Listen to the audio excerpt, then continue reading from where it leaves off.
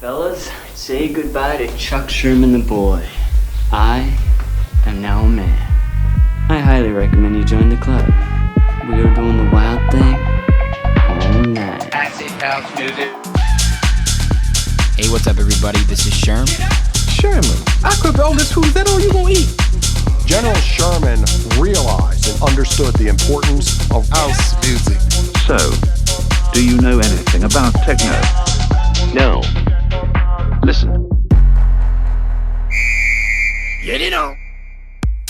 Yo, what's going on, everybody? Welcome back to another brand new episode of Sherm In The Booth. I'm of course your host, Sherm. Today is Wednesday, November 20th, 2019. This is episode 090, episode 90. We are closing in on 100, which is absolutely insane, but there's no time to slow down now. I am so excited for this episode featured guest. He goes by the name of Clayton delaChapelle, one of the most talented DJs I've ever met, an incredible businessman and an all-around great guy. I went up to his office in the north side of Chicago at 2112, which is connected to Fort Knox Studios.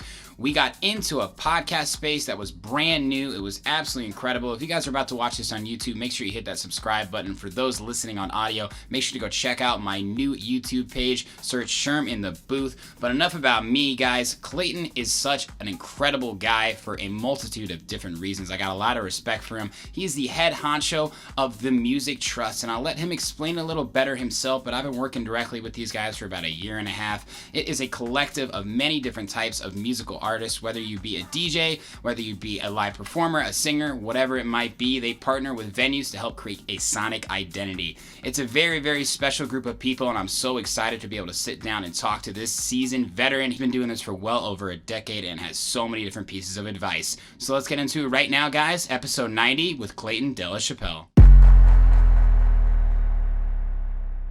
Okay, let's lock in, baby.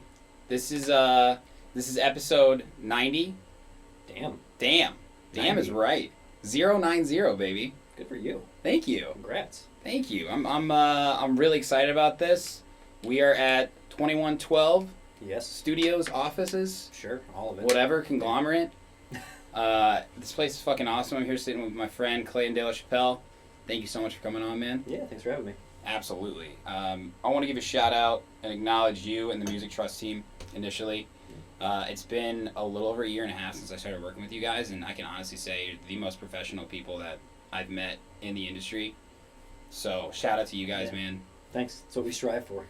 Perfection is what you strive for. Perfection. Yeah. Yeah. I think the only thing that's not perfect is sometimes a bad mixer or a CDJ at a Four Corners bar, but that's part of it, right? Yeah, that's life. Yeah, that's absolutely. Life. I remember one time I was playing at Federales. I can't remember who was playing before me, but he said that Ankit had come in like 5 minutes before he started and like ran over a CDJ from like what is it, Steak or what's that place? 80 proof. Yeah. 80 proof. Yeah, and you know you got like 3 different types, but it works. You got to do it. Yeah, it's crazy, man. There's so much like shit that can go wrong, and it's like, especially when it goes wrong Friday, it's like,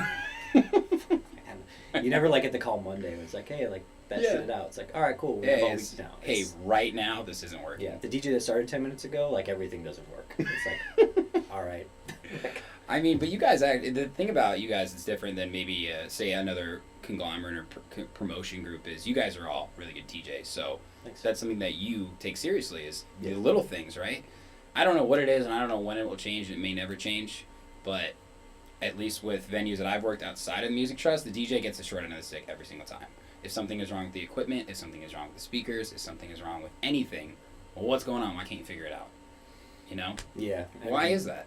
I think it's just there's like a lack of like professionalism, one. Yeah. And I think it's a lack of understanding. For sure. It's, you know, if you're a general manager and you know you're DJing at some and you're new, it's your first night there and shit goes wrong, but it didn't go wrong last week. Right. The possibility that something could have happened between the last guy and you is so like not in there. Right. And that's the thing. Most of these companies don't hire us. Like a lot of companies don't hire a company like us to like kind of explain that and sit down with managers and sit down with owners and take the time to be like, if it goes wrong, here's your 911 list. Like, it's not always the DJ's fault. Like, here's like turnarounds. Here's ways to like fix it. You know? A lot of guys just plug and play, and then you literally run through it with them. Like, hey, here's what can go wrong, and here's what to do if it does. Yeah, I mean, It's like Titanic, man. Like, like we literally have backup. Yeah, gear rescue boats. ready Yeah. to go. We have, I think there's some venues that have the backup gear in house. If not, we have a storage locker like right on Lakeshore Drive. So if we need to get something, we can just hop down and. That's perfect. Yeah. Are you on call then? You feel like? Sometimes. Yeah. Yeah, I mean it's funny because it's like it's the on call, the repair stuff is sort of piecemeal because like there's really nothing that can go wrong in a night. Like there's so like it would have to take like everything to go wrong for us to be like this is a terrible situation because you know like a CDJ goes bad, it's like all right, we'll tell the DJ to like go internal on one and figure it out, or you know, like the mixer goes wrong, it's like I guess put the house system on and that's tell the true. DJ goodbye, like there's like that's all we can do. That's how it goes. The night must go on. I want to, before we get really into the Music Trust, because I really want to get in deep with what you guys do, but you're originally from Chicago. Yeah, Chicagoland area, Northwest Chicagoland. And then you went to Columbia, and I don't want to walk through your story because I had such a good time with you when we got lunch, but when did you go out west then? I think it was like 2.5 years ago.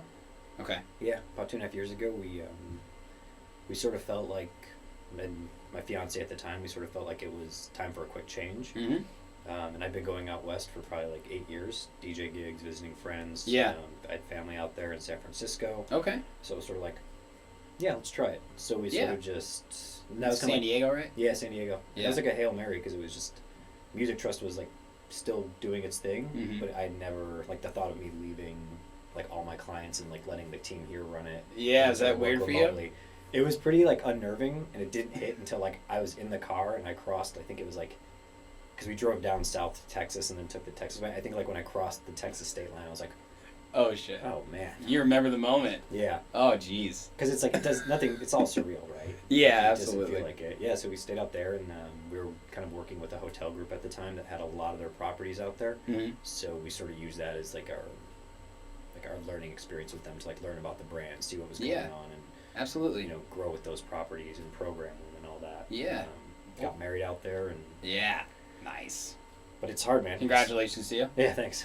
It's hard going from like a city hustle to like a beachy, small. Like I don't surf. Like I'm not the guy that's gonna go to the beach every day. Yeah. You know, maybe like I'll walk on like the concrete or like have a coffee and enjoy it. But I'm not the guy that's gonna like sit there and sunbathe all day. Yeah, I don't see you burying yourself in the sand. No, I mean it was cool. Like it was good. It was great to like get away and know you can do it because I'd never moved away from Chicago. Yeah. I was going to ask, what was it like growing up in Chicago for you? Were your parents musical, or when did you really get exposed to that? My mom was an artist, like painter, sculptor, so like that's kind of like where like all the creative stuff came from. And then my dad has always done his own business type thing, like direct mail and everything else. You're literally a perfect combination. Yeah, so it's sort of like got both worlds of it. Yeah. But it was cool. I like living here was great. I mean, it's funny because my wife, who came from Pennsylvania, second nature for me just to be like, yeah, we're gonna go downtown and go to the museum and like seeing like school buses down there, and she's like, these kids get to go to the art museum like on a Wednesday. I'm like, yeah, that's what you do. She's from like country Pennsylvania.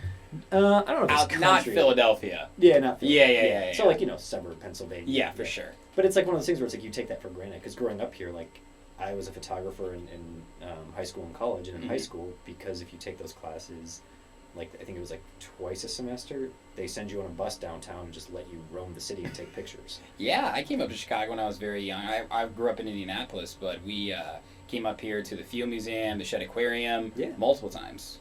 Yeah. I think I didn't even realize until I came here how incredible Chicago really is. Yeah. Just everything that's going on. I mean, even being in a place like this, just the story you told me before we got on air, Ariana Grande comes here before she goes on a Lollapalooza. Supposedly, I don't know. Supposedly. Yeah, well, let's just believe it, right? Yeah. But it took me maybe 6 months to be like, this place is amazing for so many different reasons. Yeah.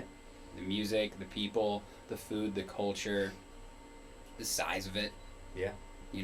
It's an approachable big city, which is weird to say. Absolutely. It is. I mean, if you go to like our counterpart, which I guess would be like Houston, because we like go back and forth, it doesn't feel like a big city. No. And like LA doesn't feel like a big city to me. But Chicago does. Yeah. And it's like endless. But then you go to something like a San Francisco, which sort of feels like a big city. Yeah. And realize how like small it is, and it's like, oh, it's only like 750,000 people or whatever it is. Yeah. And they're like number 18. It's like it's weird. It's weird how like this doesn't get old. It's true. I was just in Philadelphia last weekend, and I had forgotten it's the 5th biggest city in the United States. Yeah. But does it feel like it? No. Yeah. I don't know what it is. I mean, I think the more and more every day in Chicago for me, I feel like I'm learning something about the city, about myself, and the type of people that live here. And and I remember when we met, I was asking you, because I always have goals to go west because it's, the hub of music and radio and, Hollywood or whatever. But listen, Chicago has it all too. Yeah. There's a lot of people doing stuff here. Yeah. I mean, there's a lot of movies, there's a lot of film, like there's, or like the digital stuff, TV, whatever, like Chicago Fire and all that stuff. Yeah. I think that's what you're going to see. You're seeing this like renaissance now where whatever your creative field is, being like that broke musician or that broke artist in New York or in LA or whatever, like doesn't do it anymore. So you're kind of seeing people go to like Detroit's or Cleveland's or Chicago's or whatever it may be, like, for their comfort level. Yeah. Because you can actually survive as an artist and you can absolutely live a good life. It's the day and age and just the digital world we live in with social media, with streaming, with everything. I mean, we're in an online radio studio right now. Yeah. You can do that in Columbus, Ohio. You can be anywhere in the world in like 3 seconds. So insane. And that's why when people are like, I'm going to go to LA to make it, or I'm going to go to New York to make it. I'm like, so did everybody else. Right. Like, if you're not making it here or your hometown, like, or wherever you want to go, what makes you think, like, jumping into a pond that big is going to change it? It's a more competitive market. Yeah. I was talking to some of my friends recently, and they were talking about the possible move to Los Angeles.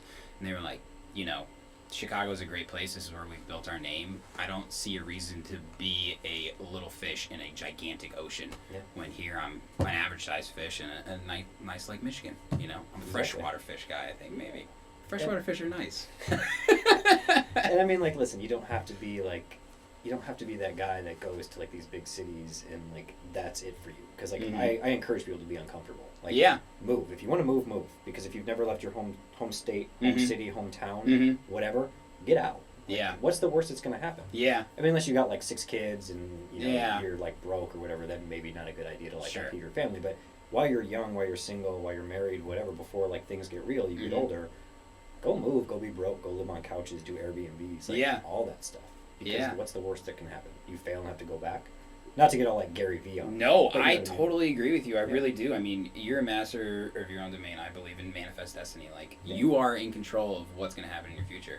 And you said that to me a long time ago, that there's nothing wrong with going somewhere and trying something new. Like, it's not like the end all be all. No. I always joke, I'm like, I might move to Milwaukee for a year. Yeah, fuck it. Just because that sounds fun. I love that. Take the train down here and you know what I mean? It's like, it doesn't matter. Yeah, well, I mean, you're such an incredible photographer too. I was re-looking through your Instagram. You've been all over the world. Yeah, we try. You mentioned earlier you've been doing photography for a long time. Yeah, I think like sophomore, freshman year of high school. That come before DJing then? Yeah, because like DJing wasn't really a thing for like the open format. Like if you were DJing when I was in high school, it was like hard techno, like on B96. Yeah. And I was like a live music guy, so I was like, maybe not. I was like, I'm just gonna go listen to my Led Zeppelin records. Sure. And, but when did you start DJing then?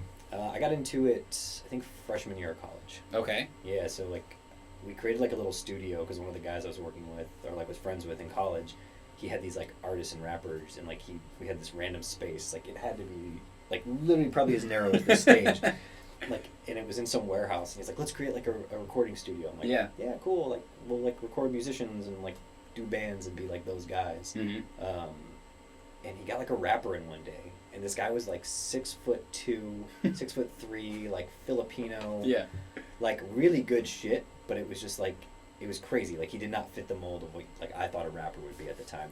And I remember awesome. Like he was producing his records and everything, and he's like, all right, we need like DJ scratches. And I was like, oh shit, like we don't know anybody that does that. So I was like, all right, yeah, we'll get those like in on the next session. Wow. So like I drove to Guitar Center, bought like a shitty like little like record thing, brought it in. Like I think the like 4 or 5 LPs. One was like Green Lantern or like whatever like the Eminem's guy was at the time. All that shit, and we just like recorded the scratches, and the thing just sat. And so like in the downtime, I just started like playing with it. Yeah. And then eventually we like closed the studio down because we were broke college kids with no money and it wasn't working. Moved the gear to the house.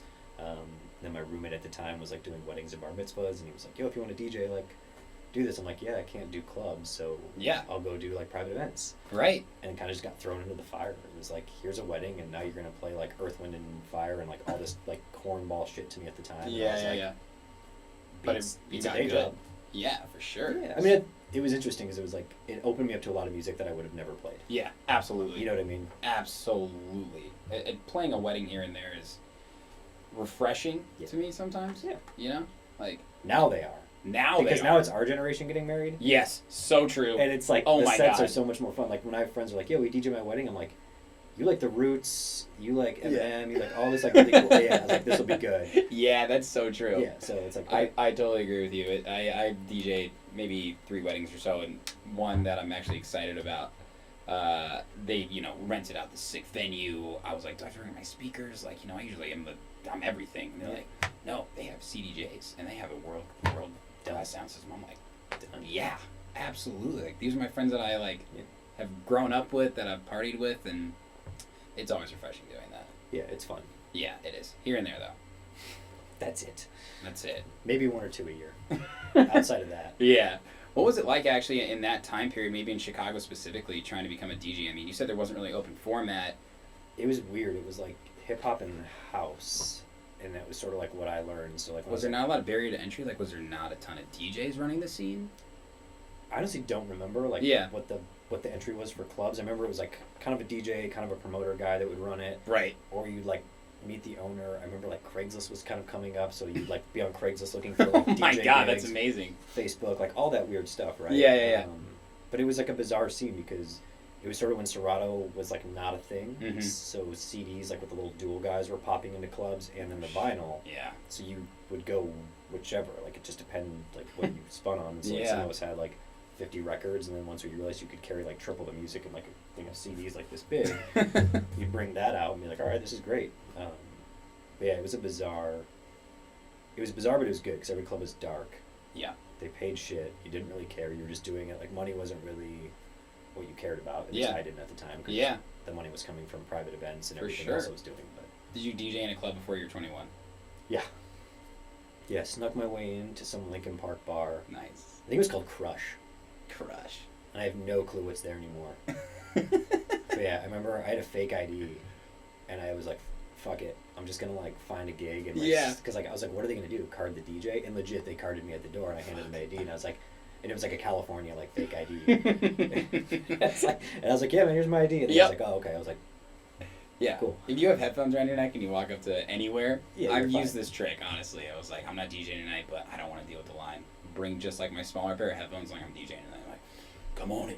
Let's go. It works. It works. You know what doesn't work though? I played on USB sticks at one club. Yeah. And so I was like, I'm gonna just do a USB stick tonight. It's only like an hour and a half set, and I'll just walk in and like be fine. And so like the guy's like, stops me. He's like, $20 cover. I was like, oh no, I'm DJing tonight. And he's like literally looking for my backpack. And I was like, what? He's like, you don't have a backpack. You're not the DJ. I'm like, no, it's like these. Yeah. This is my stuff. Oh like, my gosh. Headphone. And he was like, I was like, oh, man. I was like, I'm on the flyer. That's amazing. Yeah. So then when did Music Trust really come in your life? When did you get involved? I don't know the year. It was about 10 years ago. I know that because we're like, this will be our 10-year anniversary this year. Yeah. Or next year, whichever one it is. We gonna throw a party? Yeah, working on it. I was kind of like DJing around the city, and there were some guys that were booking me. And the owner of it at the time was sort of like a pretty well-known DJ here.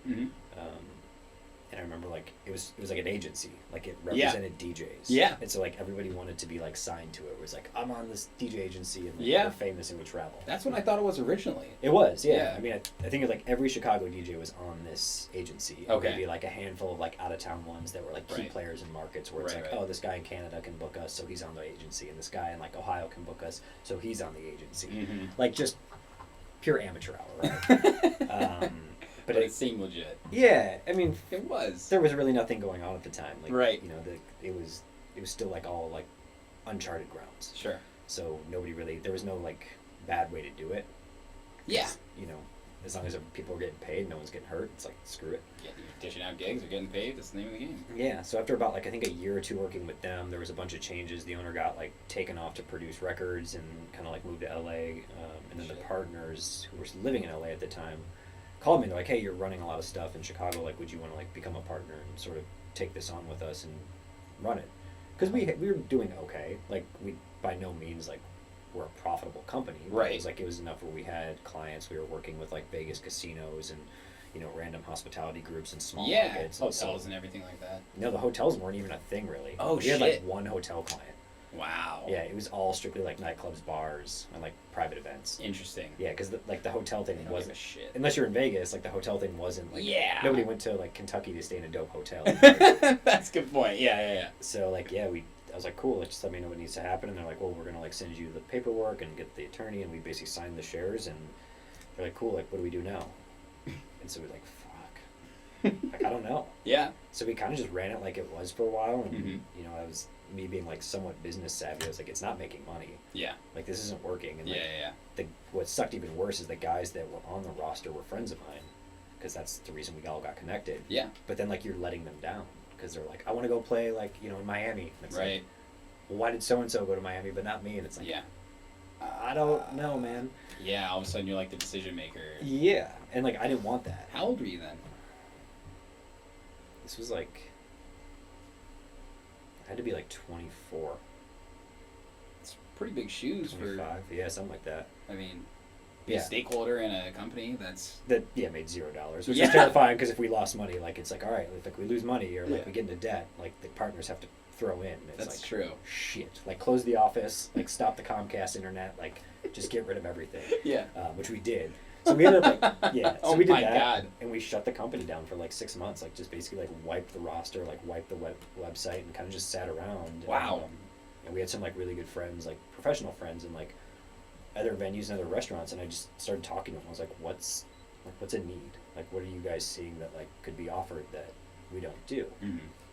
And one of the things that popped up over and over was like, oh, like, you guys provide the same amount of DJs all the time, but like if all the DJs suck or we don't want any of them, like you're out. Yeah. And when like I heard that, I was like, so if we went the other way, where we acted as like in-house talent buyers, sort of like a liquor company does, where like a Southern or Wirtz, where it's like, well, yeah, like if Grey Goose isn't selling, like you don't have to have Grey Goose, we can sell you like Tito's. Yeah. And I was like, let's try that. I like that. Yeah, so we ended up getting a couple like hotel clients, like here in Chicago, like the Wit and stuff like that, that were like, kind of like progressive for that. Oh, so the Wit's been a long-standing relationship then. Yeah, I think they're one of our longest, if not the longest. Wow. Yeah, that was like the first big hotel property we got, because that was the first rooftop bar club here in the city. It's amazing. Yeah, so like that was like a whole nother like kick in the ass education for me, because like I'm used to nightclubs, bottle service, drink tickets, like debauchery, and like the team that was there was great because they sort of came from nightlife too. Yeah. But we had to deal with like this whole other beast of whatever it is, like 400 rooms of corporate hotel underneath it, and like all of it that comes with that. That's a whole different animal. Yeah, but it was like an education like nobody else had. Yeah, of course. And like most hotels outside of like casino towns were shit, and this one wasn't. So it's like, all right, cool. And we kind of just learned a lot, and then just kept going. And like once we realized like we could sell this as like a business, we ran with it. Wow. And here we are 10 years later with however many hotels, however many like hospitality groups. It's incredible. Yeah. So were you knocking on doors type sales? I mean, everything. How did you go about that? It was a lot of like, who do I know? Yeah. You know, and I'm grateful because a lot of the guys that we've worked with have like if you had a job and your boss quit, got fired, you'd be like, shit, like I'm next, or like this could affect me. Yeah. And that's how we were at first. But like when like these like whatever general managers, food and beverage directors would get fired, we had such a great relationship with them, and they loved like how we made their life easier, that they'd ultimately go to another property, and then they'd be like, hey man, like I'm at this place now, like can you come in and like pitch to ownership? It's like, wow.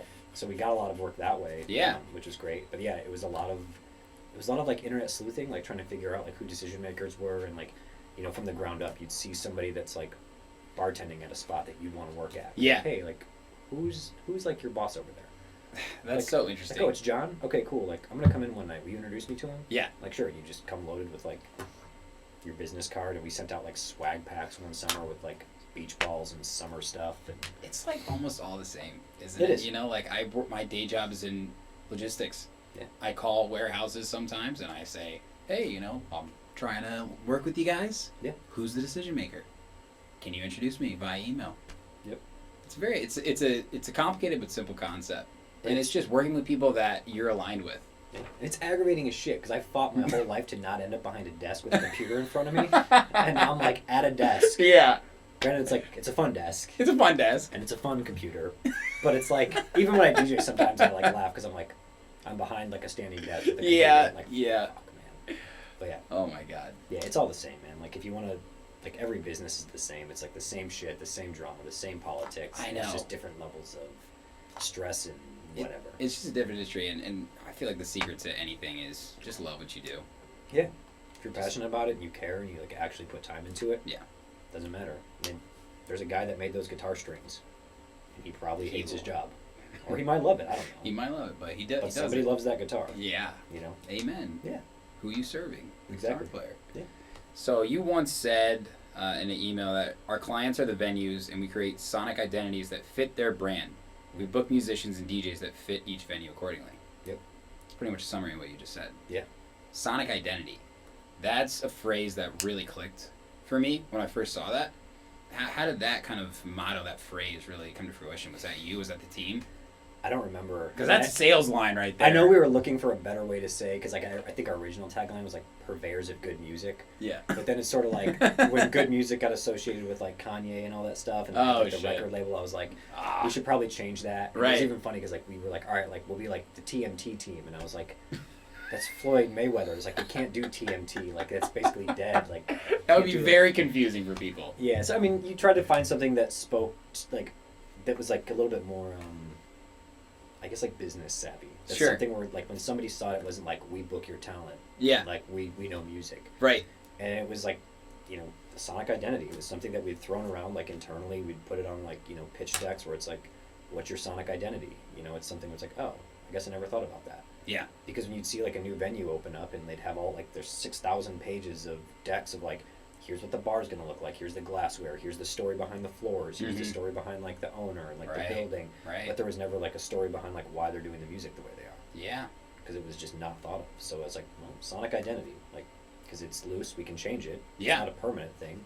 And it does apply. It does. I mean, you know, I play a different set at the W City Center than I play at the W Lakeshore, and I play a different set than Federales, and I play a different set at Fremont and everywhere else. You know, I would say the Wit too. I just played there for the first time, and I was like, you know, Aaron was like, "Here's the vibe," and I was like, "This is my vibe." First off, but you know, well, because there's very few places anymore that's like, "Oh, you're the DJ, have fun."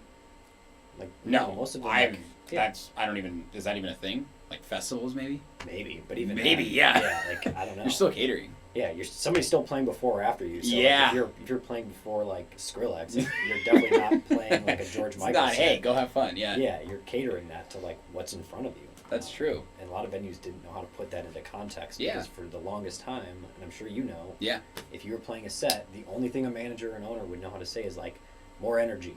More energy. What the fuck does that? More mean? sing-alongs. Yeah. Like just like it was just such generic stuff where it's like no, like we need. They don't even know how to express it. Not at all, and then people still don't, which is fine. Like that's not their world, but that's like that's kind of our job to like. Yeah, because we'd get these DJs like, hey man, like the manager said, you know, to play more like bright music, and I'm like, what? And like legit, I still have this crate in my like my Serato and record box. It's like bright music. Oh my god! Because I did like a spec out of what that I thought that would mean. Right. And it was like kind of cash EDM house. Where yeah. It was like very just like tingy. Right. Like obnoxious shit.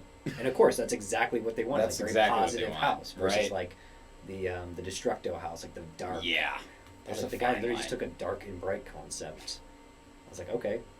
Because I get it. If you said you're playing too much dark music, I'd be like, yeah, this is like this Marilyn Manson shit. Yeah. Like, I get it. Like, I'm in a bad place today. Yeah. I'm sorry. Like, I'm sorry. I wear my heart on my sleeve, and it goes on my sets. Sorry, man. Just like, you know, girlfriend dumped me. Like, I'm just going to really, like, get angry tonight. Play some Papa Roach. Like, fuck yeah. Yeah, but, like, I get that. But, like, Bright was like, what? So yeah. It's helping, like, venues kind of understand what they're... Sure. What they're going... And it changes. Of course. Well, how many DJs are on the roster now, then?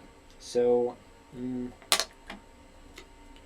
there's about 200 to 300 artists, and that's DJs, live musicians, guitarists, singers, piano players, whatever. Okay. So between like 200 to 300, and that may change this year when we do like our 1099s. That's always like the funny thing where it's like, we issued how many?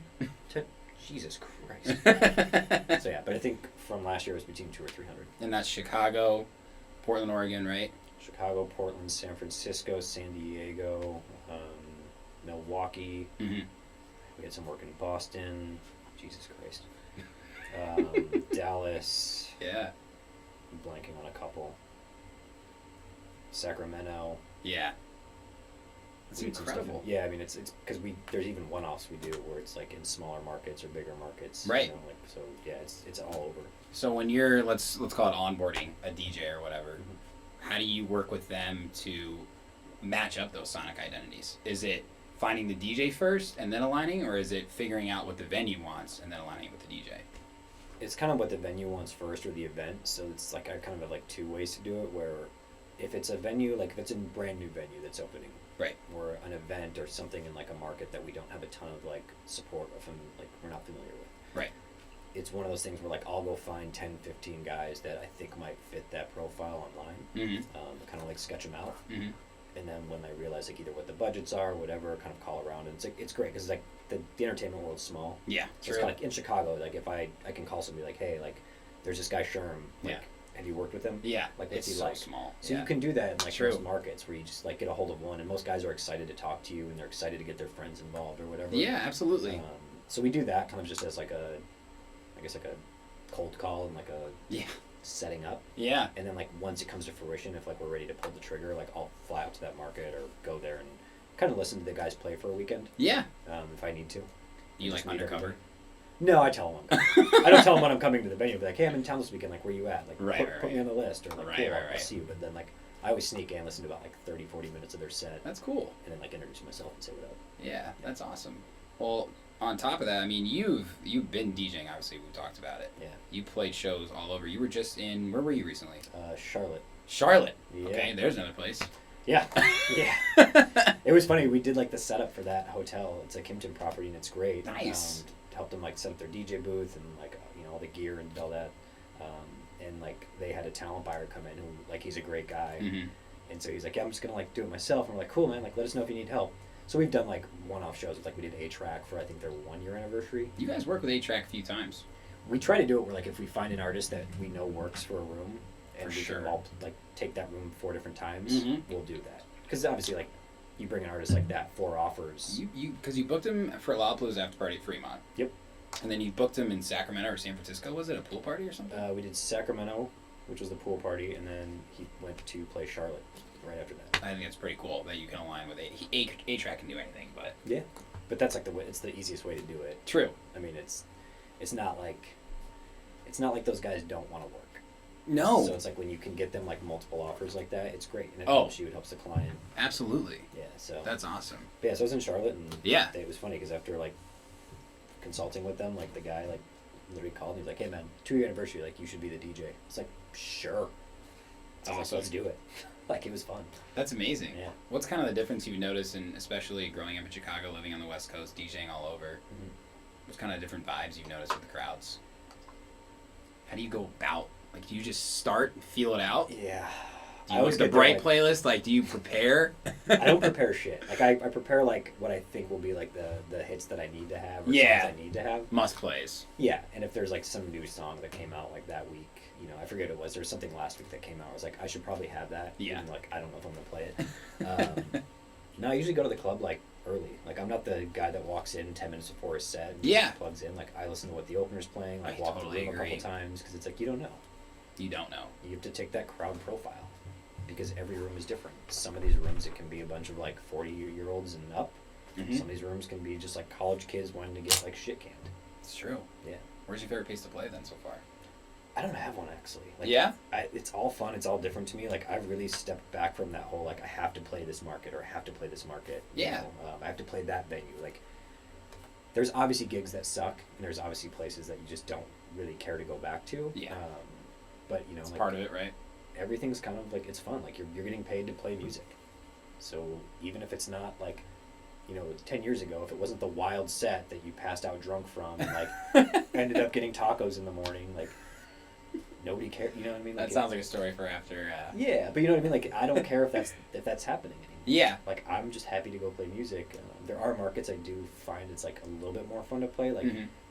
Biased, but San Francisco, it's crazy. Every time I play that market, people like are ready to dance. Doesn't matter. Like I've walked into clubs at 10 o'clock and the dance floor is packed. and they just stay packed all night, and you're just like, and you're terrified sometimes getting home because you're like, I'm gonna fuck this dance floor. I feel like if I don't do what the opener did, like, holy shit. And the opener's not even burning you. The opener's just playing like, but like, it's such a, and there's markets like that. There's a lot of markets where people just come ready to dance. Well, for those who don't know, California, the venues close early. Yeah, I mean, too.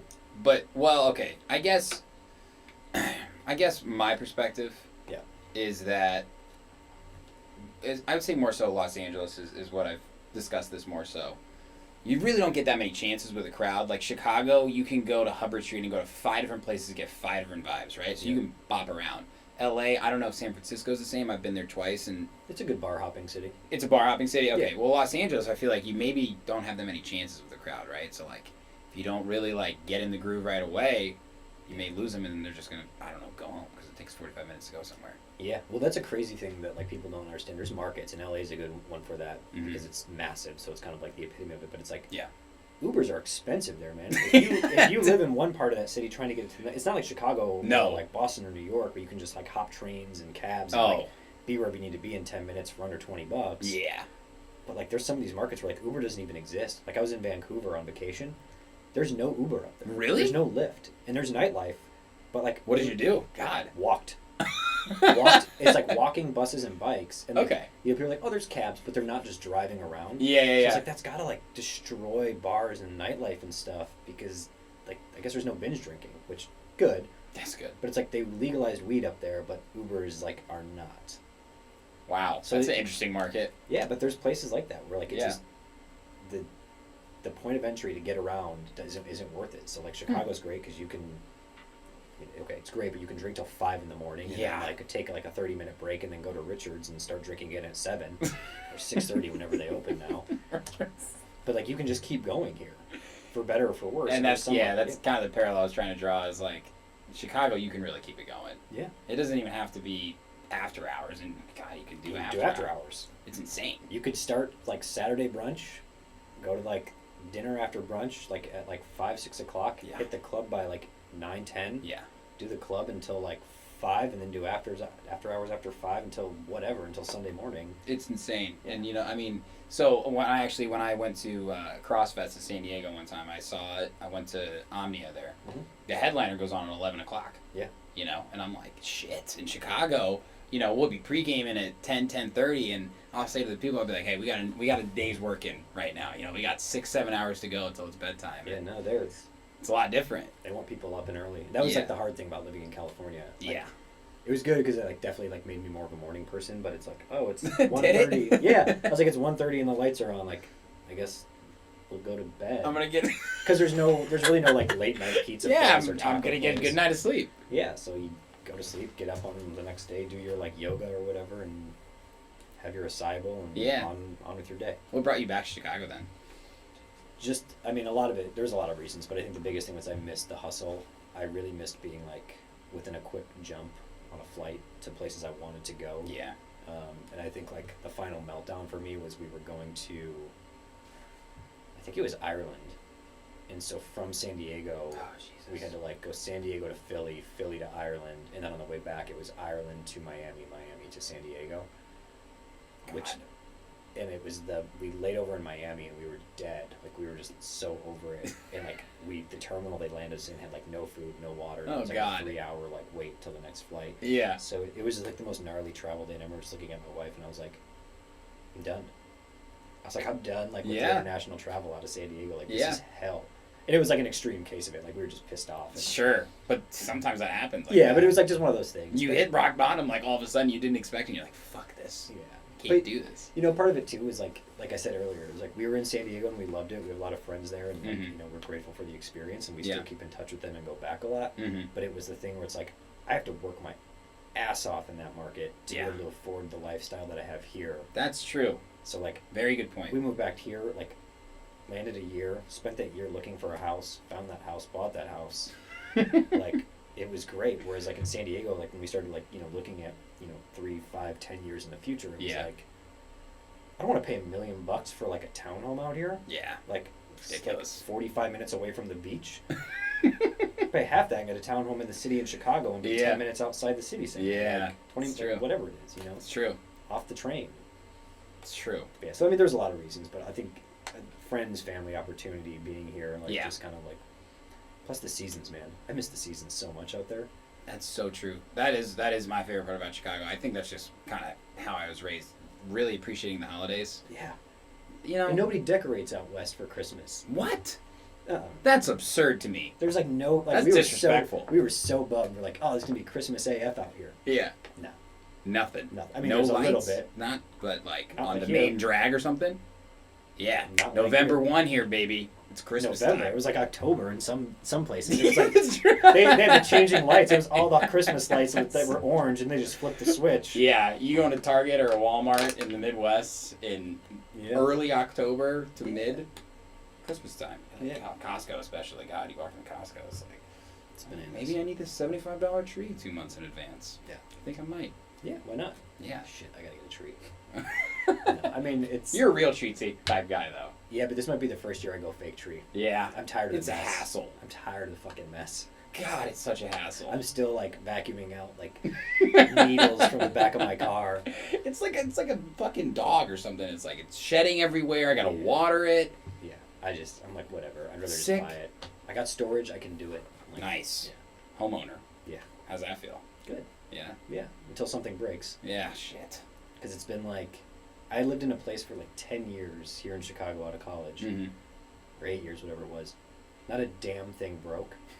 Like, year one in this house, we get, like, a power surge that destroys every appliance in the kitchen. Oh, and I'm just damn. Like, you gotta be shitting me.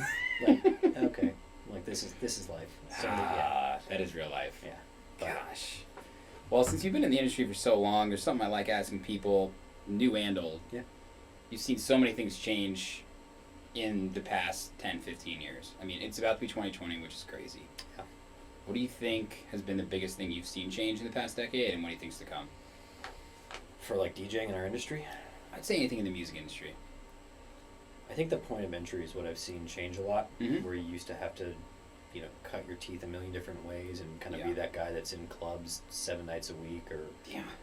And I think that's just gone. I think it's so digital now, Mhm. which is good and bad. Yeah. I think, like, there's guys that are hitting us up that have, you know, when I ask them how long they've been DJing, it's 2 years, a year. Yeah. And they're just as good as some of the guys that have been DJing for 10, 15 years. It's crazy.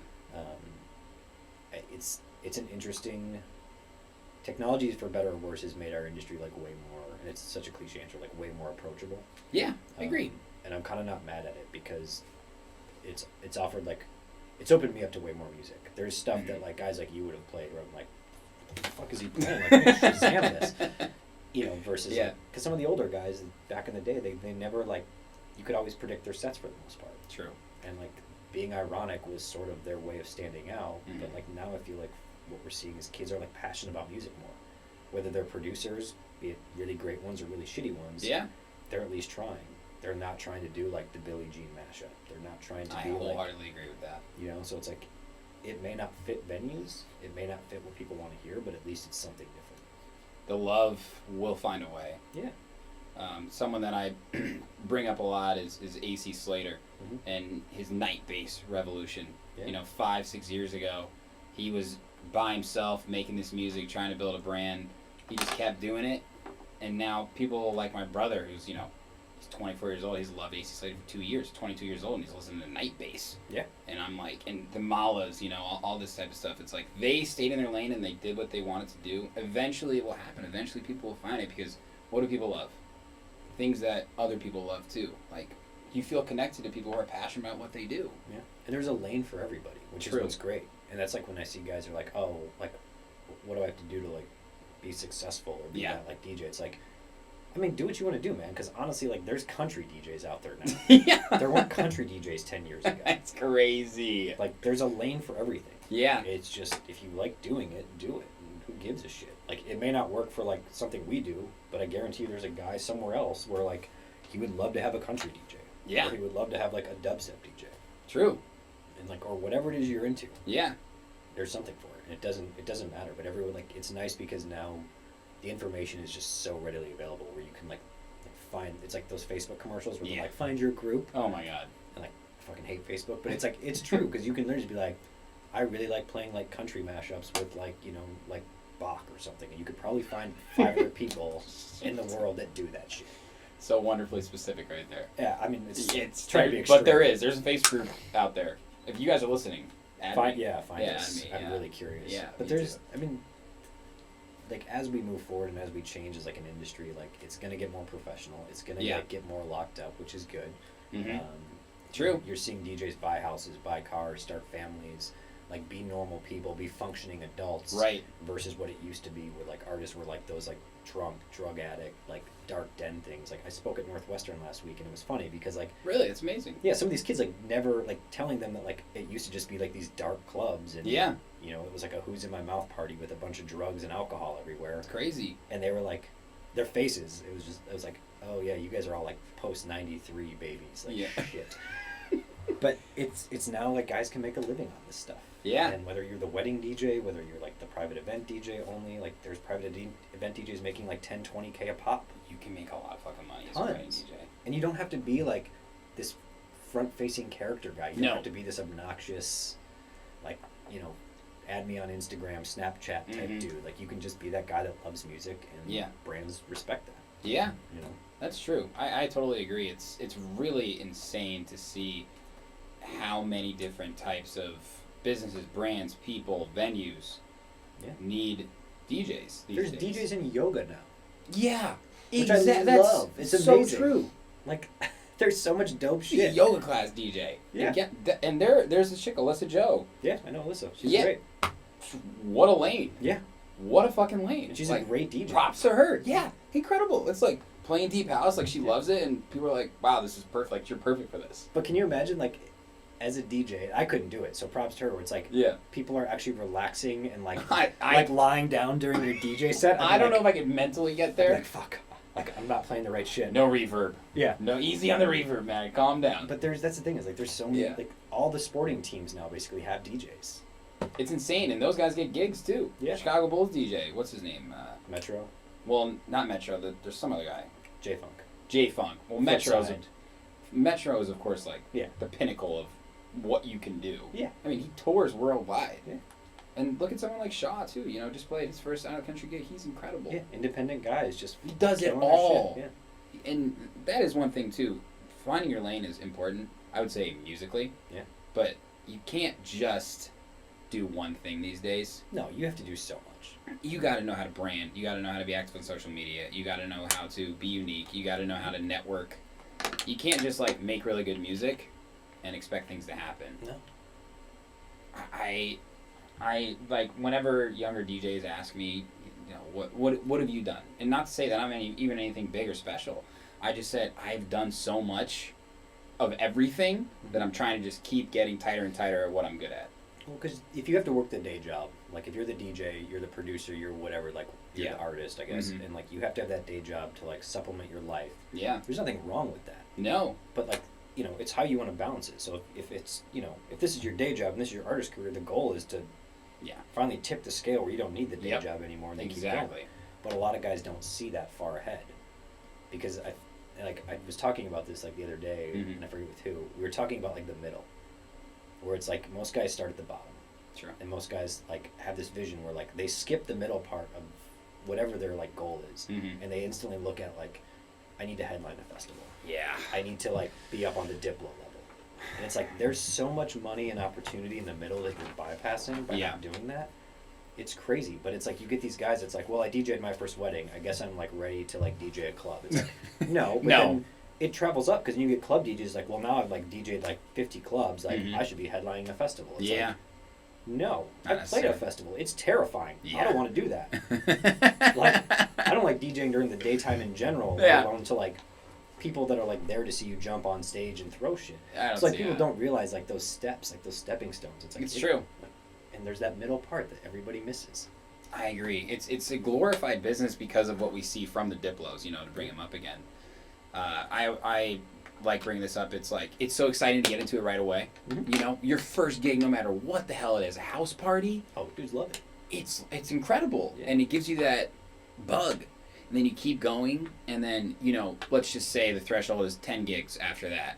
And you're like, all right, what's next? And then you could go a year doing nothing or the same, And that's when people break. Yeah. That's the middle that people can't get through. And they act like it's, steady progression. No, it's versus not. it's like some crazy shit like this where No, like, it's not.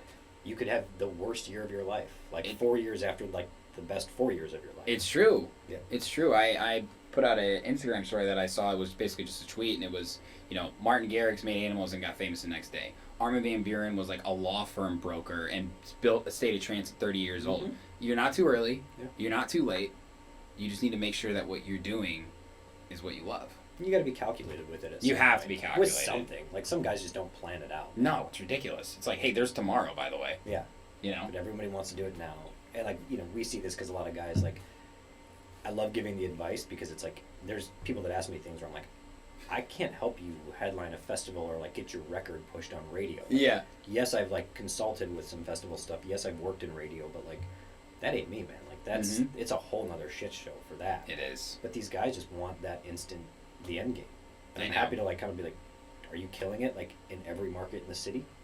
Or like in the US? Like, Yeah. have you played every major thing? Like do you have records people want to hear? Yeah. No? So No. what are you gonna do at a festival? What makes you unique? Yeah. What's gonna... I mean, it's a business, too. Because when was the last DJ that like you saw at a festival that wasn't playing their own music? Like Girl Talk? But even that was still his unique thing. Not a significant festival. Right. Nothing that would, for lack of a better term, matters, I guess. Yeah, I mean you can do like the art, like the local stage. Which is Sure, fun. and there's like, nothing wrong with that, no, but like you're not headlining. Or, like, nothing on an Insomniac level or React Presents level. No. And that's what those people are looking for.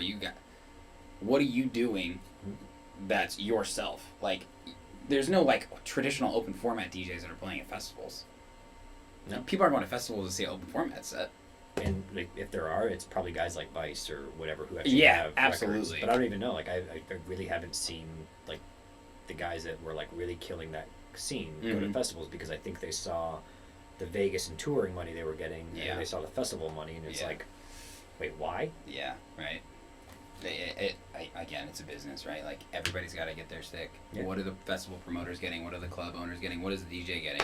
Also, it's like the audience too. I think that's the hardest thing for me to grasp as I get older. Yeah. Like is like, at some point, if you're the 40-year-old DJ still playing like bottle service clubs, they are 20 years younger than you. Yeah, shit. That's Like, crazy. The relatability has to be so hard at some point. Yeah. So it's like, I feel like there has to be like, and again, like people get families, they have kids, they move on. Yeah. So you can still do it and be great at it. There's don't get me wrong. There's definitely DJs in their 40s that are like Sure. killing clubs. But not a lot. Yeah, because it's like that level of relatability. And there's even stuff where I hear like some of our DJs play it, and I'm like, this is what's big? This is what's working? Not to be like the old grumpy guy, but it's like, oh my god, like, Yeah. fuck, you do this 5 nights a week. Okay. Yeah. At least you're able to acknowledge that and appreciate it. But I think that's like Understand what everybody has to realize is like there is a timestamp on it. There is a way you have to evolve. There is a way True. you have to like figure out your life if you're going to be in the long haul for a DJ Yeah. or like a musician. At some point, you're physically not going to look the way a venue wants you to, or you're musically not going to sound the way a venue wants you to because you didn't keep up. Yeah. That's good advice. And hopefully it's like you've kept up the physical looks or you've kept up your appearance. That goes right back into what you're talking about. You also have to look presentable. Yeah. I have friends and I love them to death, but like I've had the call where it's like, yo man, can you like not smoke a ton of weed and like maybe shower before the gig? Because like shit. that was bad. Oh, man. But it happens because there's guys that just, they're there. Yeah. They're great DJs. Nobody gives a fuck. But it's like, yo man, like, be presentable. Yeah, I know. It's a whole package. All of it. Speaking of long haul, what's the long haul look like for you? You, the Music Trust. Hopefully we keep growing. Yeah. Hopefully we keep grabbing accounts. We're starting to kind of dive into the creative world, like the non-music stuff. Yeah. So like what we've realized over 10 years is like you can have the best like entertainment lineup at a club, Yeah. at a hotel, at a restaurant, Mhm. or whatever restaurant is, but nobody knows how to market that. Yeah. Like I'm sure you see it, like half the time, like, where's my flyer? Like, why did they promote me on Instagram? Yeah. And it's not because they don't want to. Like, most places don't want to not promote you. Yeah. It falls into like 2 categories basically. Either they don't know how, Mm-hmm. or like they don't have somebody who's working past 5 p.m. to understand what's going on at night. Yeah, that's a good point. And it's like a lot of places forget that. I'm like, if it's not like a true standalone nightclub, Mm-hmm. they don't have that nighttime team. No, they don't. So like, whatever, the marketing girl is gone at like 4:59 on a Friday and doesn't punch back in until Monday at like 8:30. Yeah.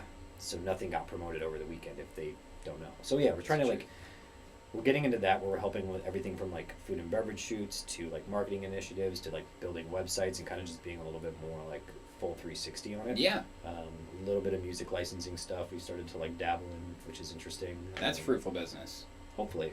Kind of just like building a team, Yeah, well, the rise of, Netflix and HBO Go and all that stuff. And it's crazy, man, because I was talking about this yesterday. I love like the lo-fi beats stuff on like Spotify. Same, I do too, yeah. And it's so aggravating because it's such good shit, and some of those songs have like 40 million plays, and it's like a minute song or a So 30-second song, and you're like, yeah, I should have been a lo-fi producer. Yeah. But the crazy thing is like they can license that for like an Instagram post. Oh my God. A YouTube post, or like you could put it behind the backing of this for your intro. People don't realize how much lo-fi they listen to. Yeah. It's insane. But it's like, because okay, fine, like all these big artists are gonna like cock block every DJ and and everybody online from using their song as if like they need to pay a royalty to put it like a Lady Gaga track behind them cutting their birthday cake in a nightclub, and then it gets flagged. Is the stupidest shit ever. Like, oh, royalties, like, oh my it's like, God, all right, man, like cutting so their like birthday cake. There's like now a void for that where people want to have that. Absolutely. So it's like, yeah, trying to find like, that's what we hope. Like that's what we're growing. We're doing a lot of like events, a lot of production stuff starting to pop up now. That's great. Really just trying to kind of go bigger. Yeah, like, that's awesome. Offer more. I mean, cheers to you, 10 years. Yeah, thanks, man. It's incredible. Shout out to Ankit, shout out to Aaron, the whole Music Trust collective, Small everybody. team, but we try to take care of everybody. You guys do. You're responsive, pay on time. That's... If we're not paying on time, man, like it all goes to shit. Like, you do a whole separate episode on professionalism. It's like if we don't pay on time, like there's dudes who miss their mortgages, their like their kids' payments, like everything. It's like you gotta pay on time, man. That's the problem with it too in the long run. But man, I want to finish again by acknowledging you. I got a lot of respect for everything you've done. Thanks, man. The hustle is real. It's real. real. It's awesome, and you've given me such genuine life advice, and that's something that's intangible to me. So I'm so happy to have you on. This has been great. And congrats on like 90 podcasts. That's 90. That's a lot. 90. 90.